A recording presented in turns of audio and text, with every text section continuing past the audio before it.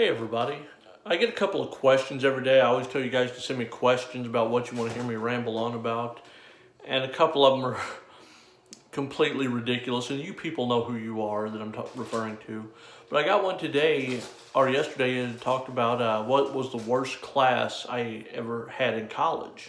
Which I thought was such an odd question. But I took a walking class in college. It worked out. I was getting ready to graduate and my transcripts were messed up and I was one credit off and I needed a PE credit. The only class I was eligible to take without coming back for another semester was walking. So I had to take a 16-week walking class, and it's exactly as ridiculous as it sounds. I showed up on Tuesdays and Thursdays at 2 to 2:50 and walked. Now, the guy that instructed this was only about 380 pounds and smoked like he was a smokestack of an illegal power plant. Why it had to be an illegal power plant, I don't know. Why couldn't I just said a power plant? I don't know. But he got fired like halfway through the semester because he couldn't control his walking class. I don't know how much of an easier job you could ever possibly have unless they put in a crawling division somewhere. But he got fired from the class.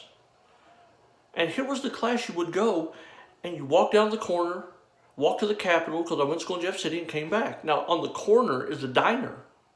And this class happened a little bit after lunch. So I know this is going to surprise everybody, but what a bunch of kids would do, go down there, we'd eat lunch and walk back. I asked if I could test out of that class. They said, well, how did you expect to test out? I said, I walked right down the hallway. Couldn't test out. But anyway, that would be, I had a buddy in there, and he got a B- in there. He got a B- in walking class. What, did you accidentally skip, apparently? You weren't supposed to? Did you break out to do a gallop?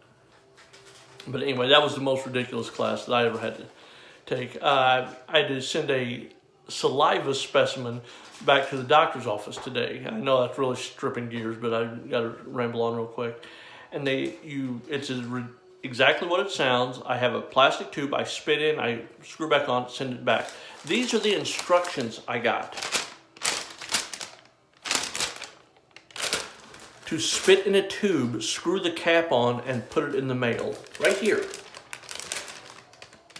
And I showed that to Dana this morning, and she's like, well, you know, that's probably not all in English. You can just show me the pictures. I can put that together in any English. I don't need for you to tell me how to spit in a tube in Russian.